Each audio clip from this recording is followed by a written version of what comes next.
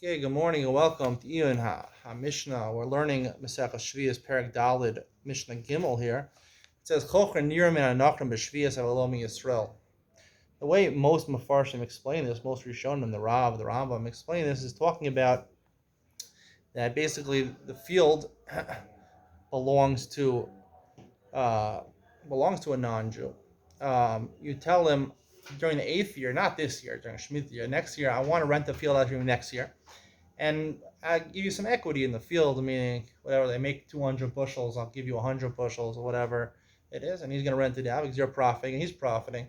He doesn't want to do the work. So the problem is that indirectly you're telling him in order to prepare the land, to grow the land, he has to plow it during the 7th year. He leaves it fallow during the 7th year. It's going to be harder. It's not going to produce as much crops during the 8th year. So you're basically indirectly telling the guy to plow during the 7th year. Is it a problem or not? The Mishnah says it's okay. The Mishnah says it's okay, it's not a problem because you're not directly telling him to do it. And the same thing about while he's plowing, you can tell him he's doing a great job. Again, it's indirectly helping. If you physically help, it would be a problem.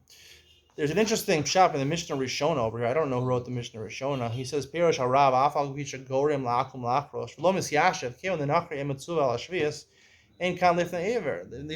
There's no chiddush of the Mishnah to tell him directly. For sure, indirectly, right? There's no problem lifnei iver. Lifnei iver means you're causing him to do that. That would apply even indirectly. If you tell him, I need it for the 8th year plowed, or I'm going to rent it from you in the 8th year, and I'm going to give you some bushels. So you're indirectly telling me, but lifnei iver would apply even if it's something unintentionally, or indirectly. But there's no lifnei iver because a goy has no isser to plow his field during the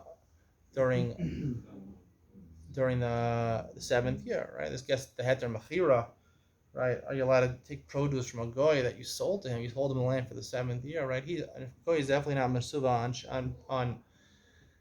on Sheviis, right? He's not mesuva on Sheviis. So, I mean, this gets in the machlokas of the heter mechira or not. I think the post going to say that you're not to rely on payros that was sold to a goy is because the isser is on the karka. It's on the gufa karka, not on the people that work the land. The karka, if it's sold to them, but it's karka Eretz Yisrael. I don't know exactly this far out, but he says a different shot over here. It must be talking about what you actually told him. You told the nachri.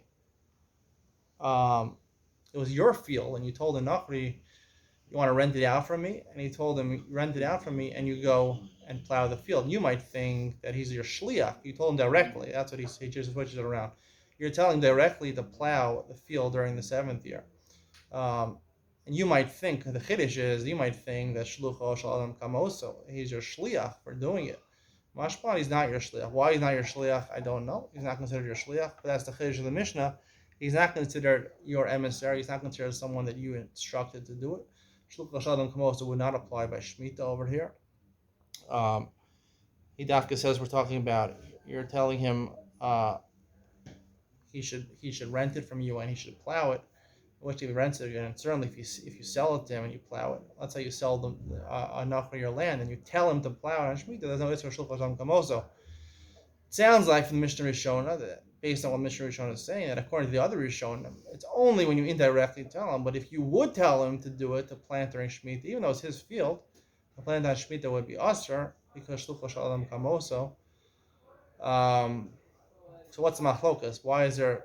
Would they say shlichus shalom kamoso or not shlichus shalom kamoso by this? Maybe you can say that's good for the machlokas, meaning is the isra of shmita on the land or the isra of shmita on the gavra on the person planting?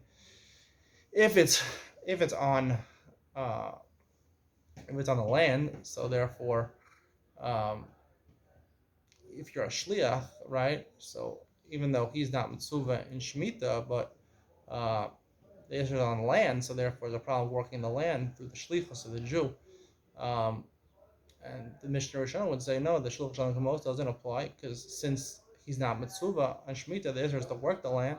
He doesn't have that Isser, so therefore it's not shlichus shalom kamos. So when something is mutter for one person, it's usher for the other person. If I tell someone to do that, right, it would be fall under the rubric of ein shlich dvar avera, or in shliach l'dvar mitzvah. For him, it's not an usher. I think if something's mutter for one person to do and something's usher for another person to do, I don't know that we call shlucho.